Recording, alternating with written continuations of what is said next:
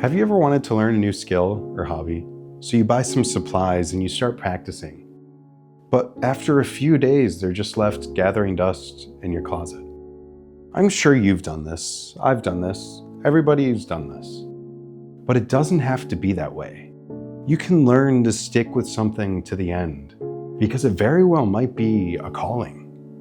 But the key isn't motivation. It's something else entirely. It's finding and remembering the reasons you had in the beginning.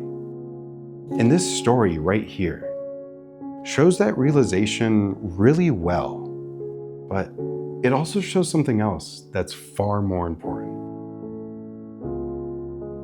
Look Back doesn't waste any time pulling you into the story. It quickly shows that it actually understands what it's like to create something. Slow, difficult, nothing flashy or glamorous, but just constantly showing up. And that difficult journey of creating something is exactly what this anime takes you on. A journey that everybody starts at some point, but only a few people actually see to the end. So let's start with Fujino. We learned that she'd been creating 4-panel manga strips for her elementary school paper, and she's pretty popular because of this. To everybody that sees what she creates, she's a manga extraordinaire, bound to be a manga artist when she grows up. Who wouldn't love this? It's like already having your life planned out, knowing exactly what you'll be doing, and already loving it. So when her teacher asks if another student who doesn't come to school could also submit their manga next to her, she accepts out of pity. A loser who's too scared to leave her house? She'll only look bad next to me anyway. So now, as the next school paper is being passed back, she's kind of excited to see how much better hers is. But before she even gets to look, the murmurs start. She's shocked, but not just to find something good, but something that goes far beyond anything she's made and makes it all look like it was made by a child. Which it was, but still. Being so used to not having any competition and always being the best, to now being left behind by the new manga genius, Fujimoto. Fujino quickly pieced together how she was able to draw such incredible scenes. Not having to go to school gave her a lot more time to practice. So, determined not to be showed up, she pushed herself even harder, going through books and tutorials in practice, filling sketchbook after sketchbook, looking for any method or shortcut to speed up her learning process so she could remain the best. Her drawing improved and improved, refining her anatomy, line work, and storytelling. Yet after all the effort, all the grinding and sweat she poured into her drawing, at the next newsletter, the gap remained. Sure, all her effort showed, but also did all of Fujimoto's. It didn't matter how much she improved at this point. All she could see was the new artist that stood between her and her dream. So there was nothing left to do but pack it all up and move on. What was the point of pouring so much time into this if she was never going to be the best? To Fujino, this probably felt like a wall, the limit of all she could do, as far as her drawing could improve. And Fujimoto was on the other side. It's pretty easy to fall into thoughts like this, to only see the skill gap between you and everybody else on whatever creative pursuit you're going out on. It can feel like the Grand Canyon, and like no matter how much effort you put into practice, you aren't going anywhere. And that everyone else has some magic technique to just be better, or even scarier. They just have more talent or some innate skill that you weren't born with. And whatever it might be, writing, drawing, programming, it's just not in the cards for you. So as soon as that thought enters your mind, it's like every other thought begins falling in on itself, your whole being imploding. No one would blame you for giving up and moving on. Some people might even be excited, finally getting you back and no longer stressing yourself out. But is that really it? Can you really just give up on all this without throwing away who you are? When Fujino saw that she was never catching up, she folds. She gives up on her dream of being a manga artist since she just can't handle the weight, the uncertainty, the thought that everything she does, all the work and practice and love she pours into her drawing, that it won't ever matter. That she'll constantly exist in the shadow of someone else.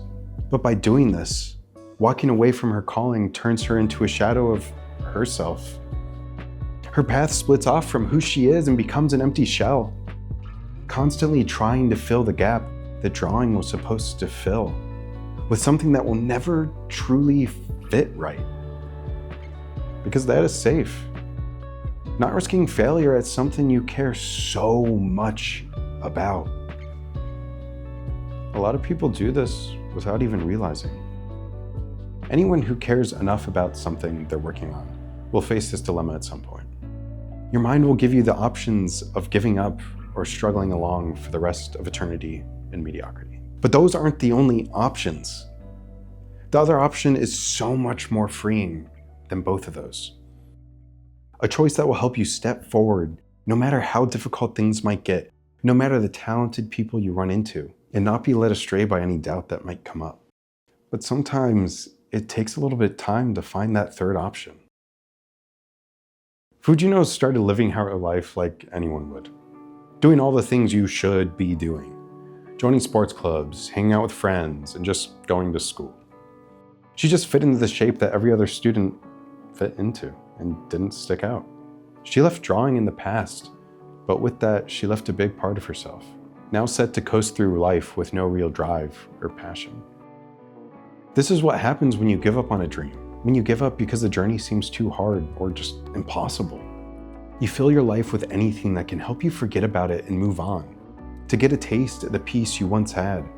But all the while, this nagging feeling remains in the background, slowly getting shoved down into the deepest parts of your mind. But this is how you know if it was just a momentary phase or a true calling. Because a calling won't just disappear. No matter how small or quiet it might get, it will always be there. So because of this, it doesn't take a lot for it to come roaring back to life and demanding your answer. When graduation came, Fujimoto's teacher asked her to deliver a diploma to Kyomoto. She tried to get out of it because she knows that when she steps up to that house, she'll be faced with more than just the person that showed her up, but also the dream she left behind. Unable to get out of it, she found herself in front of Kyomoto's home. There was no answer, but she had to have been just a little bit curious, and the door was unlocked, so she stepped in. As she walked into that house and turned a corner, she found stacks and stacks of sketchbooks. All the time, effort, and sweat that Kyomoto poured into practicing drawing. When you see something like this, it breaks down any belief you had that someone just had more talent or innate skill, but instead had continually committed themselves to the work. And that is exactly what Fujimoto realized when she saw this. At this moment, you can feel every emotion and thought that was flying through her head. All the passion that came back up to the surface, but not in a pleasant way, but in a forceful and painful way. I'm so lazy. This is what real motivation looks like. I must have never really cared in the first place. But it wasn't all bad. While it caused her to question her own commitment, it also gave her some hope back. Because maybe now she does have a chance. She snaps out of it when she hears a noise coming from the room ahead of her and quickly runs out of the house. Kyomoto runs after her, pulling together all her courage to overcome her own fears and yell out to Fujimoto to stop. Again, breaking down the impression she created of Kyomoto, not someone who was an enemy, but just another person trying their best. Kyomoto told her she was a fan, and in that moment, every dream she once had came screaming back to life. Kyomoto has been reading her manga panels from the beginning, inspired by her persistence and impressed by how she kept improving so quickly. This let Fujimoto remember that it was never about being the best. It was about doing what she loved. And the one person that could have looked down on her was the one person that truly loved everything she made. When you let go of all that extra stuff, something incredible happens. Something freeing. When this happened to Fujimoto, it pulled her out of her negative thoughts and gave her the push she needed to step back into the person she was supposed to be. And that feeling, or well, all those feelings at a moment like this can be so overwhelming. And I never expected something to be able to show it so well. But Look Back did it beautifully.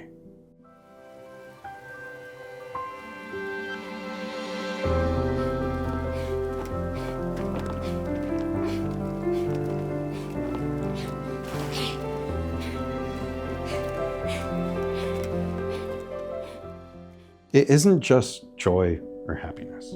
It goes well beyond that. It's an overwhelming explosion and release of anger, excitement, and relief. Relief that you can finally be free to do what your heart always wanted you to do, what your body longed for, what you were called to from the beginning.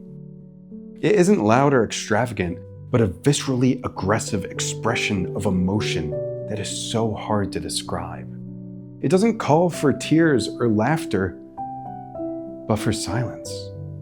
The feeling when you're wandering around in your life for so long. It can be you never knew what to do, or you've known since the beginning. I'm sure you had your reasons. Maybe someone told you it was a waste of time, or it would never go anywhere, or the all too common, you need a real job that makes money. Whatever it was that pulled you away from your dream, there's a feeling. An overwhelming release of pressure once you finally accept this part of you and step back onto the path that was made for you. Not for someone else, but for you and only you. That is exactly what this scene shows. That acceptance. It wasn't acceptance from Kyomoto, but Fujino finally accepting herself. And when that happens, it is truly life-changing. Now I know this is the part that nearly every video about Look Back builds up to.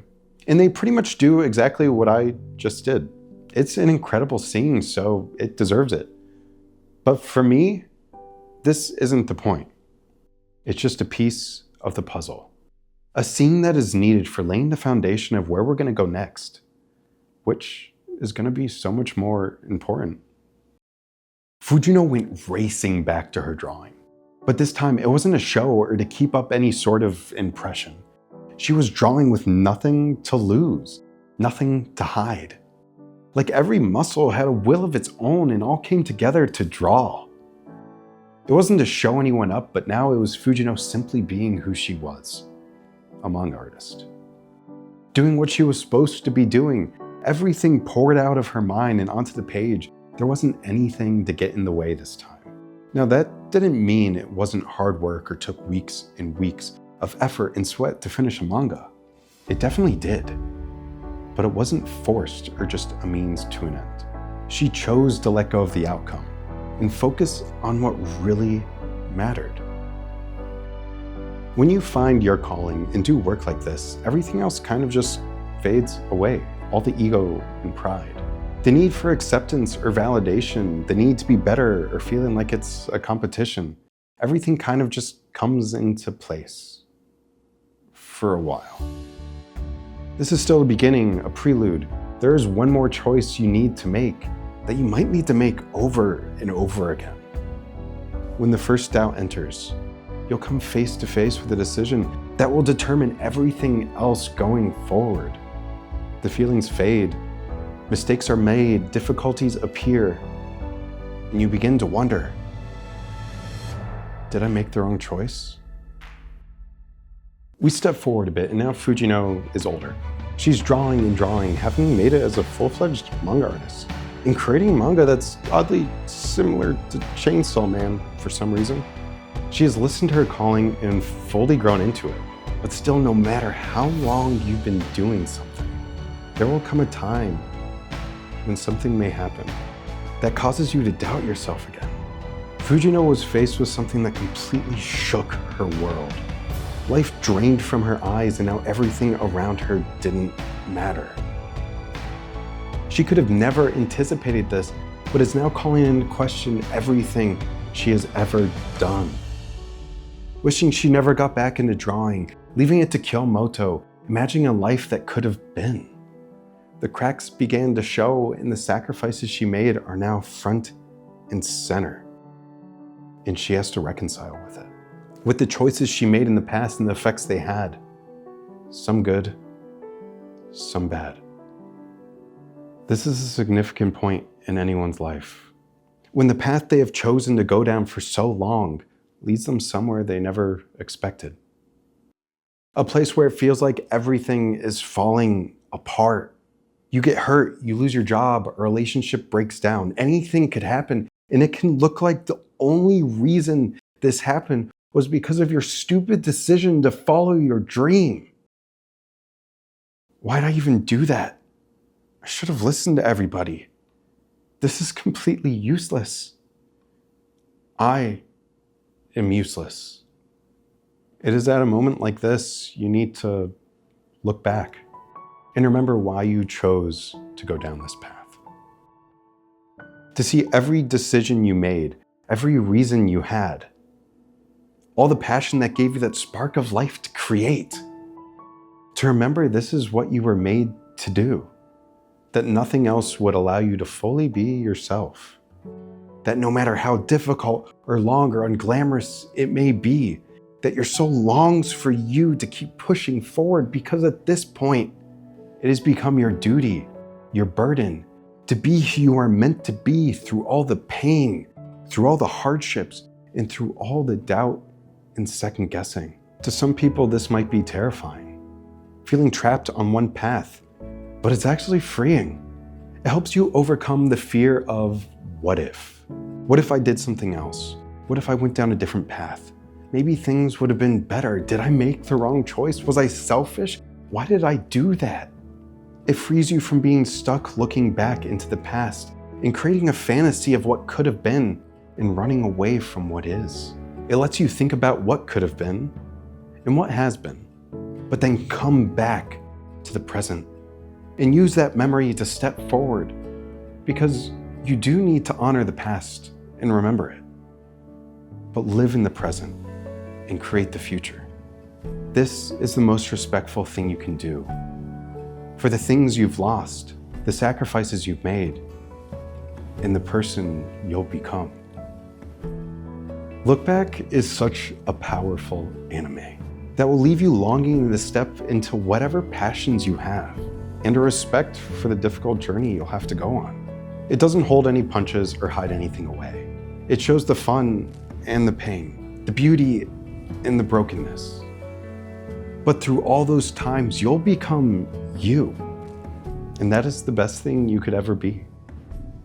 Now, everything I've talked about here, every thought and setback, it's not just Fujimoto's story, but also mine, and maybe yours. Learning to make these videos has been wildly difficult for me, requiring me to look deep within myself and understand my own pains and be able to write about what I experience and feel when I watch something, but then also say it in a way that reaches people. It's caused me to do a lot of second guessing and doubt my own ability, but it has also been one of the most rewarding things I've ever done in my life, giving me a better understanding of myself and allowing me to work through my own brokenness and find the beauty in it, and then speak to other people through that. And I want the same for you, to work through all your insecurities and perceptions of yourself and find your true self in the process. So when things begin to get tough, to look difficult or scary, fight the urge to pull back, but instead lean in. Commit to the wild roller coaster you're about to go on, because that is when incredible things happen and you can find your dreams and make them reality. So don't give up. You can do it. So what are they? What have you always wanted to do, but kept putting it off or telling yourself you couldn't do it? If you've never thought about it, maybe this is the time to start thinking about it. It's never too late. Leave a comment, let me know. Sometimes just writing it down can be the first step you need to getting started. Well, thanks for watching. I'm Addvill, and I'll see you later.